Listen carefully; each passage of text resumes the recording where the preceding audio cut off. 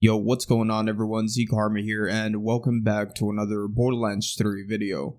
Today, I bring you an awesome video. This will be a top 5 DLC for weapons. As you guys know, DLC 4 was just released, and with it came several new legendary weapons and items. In this video, I'll be going over the top 5 weapons you should be farming for, along with their dedicated drop location and their current drop rates. Keep in mind that these will be in no specific order and all of them are insane in their own situations. So before I get into this amazing list, if you found it informative or helpful in any way, a like rating is always appreciated, and if you want to subscribe for more content like this, that'll be awesome as well. Starting off this list, we have the Prompt Critical. This is a Torgue pistol that deals an insane amount of damage. The red text says Exploder Master, Master Exploder. It can come as either ×3 or ×4 pellets. Whenever you shoot this weapon, stuck gyro jets will combine and increase the damage and radius of detonation. So as long as you keep sticking these projectiles, it should deal an insane amount of damage. This weapon works really well with all 4 characters and can destroy basically anything in the game. It also can come in all 5 elements and a kinetic variant as well. The anointment that I would recommend you use for this weapon is a 200% splash anointment. And you can also use the 100% elemental on next to mags if you'd like. You can farm this weapon from Evil Lilith. She is located at the Castle Crimson at the very end of the map. Just drop down to farm her, and the drop rate for this weapon is 10%. Moving on to the second weapon on this list, we have the Blood-Starved Beast.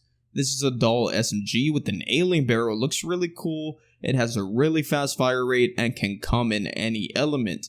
It can roll with either ×2 or ×3 pellets, and it is a very decent weapon to say the least. It can deal with bosses and mobs pretty easily. One thing I did notice about it was that it does burn through ammo really quickly, but other than that, as long as you try to match elements, it will put in some work. The anointments that I recommend are the URAD anointment and the 100% elemental on next to mags. I'm also pretty sure it cannot roll with the splash anoint, which would be amazing if it did. The drop location for this weapon is Evil Lilith. Just head over to the Castle Crimson at the very end of the map and farm her. The drop rate for this weapon is currently 10%.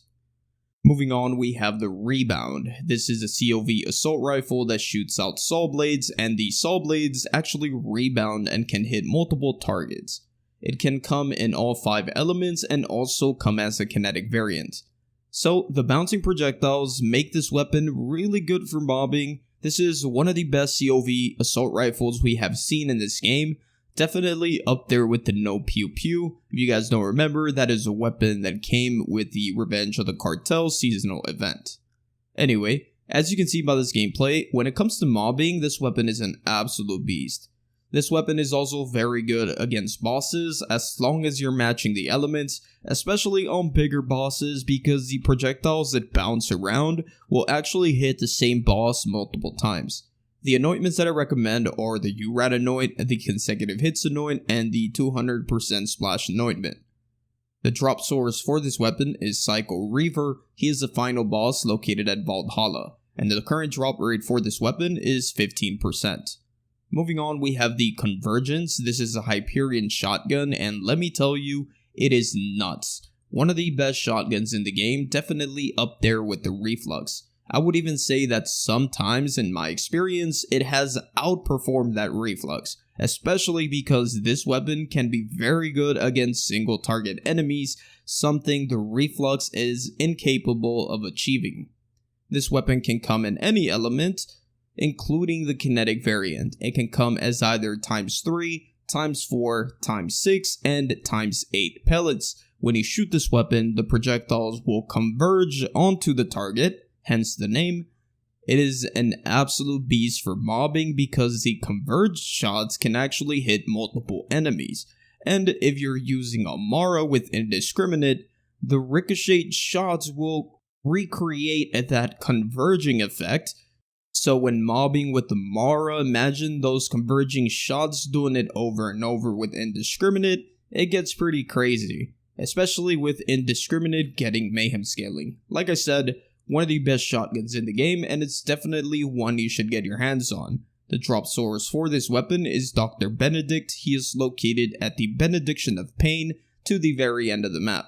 The drop rate for this weapon is currently 10%. And lastly, on this list, we have the Major Kong, and this is a COV launcher that can come as either ×1 or ×2 rockets.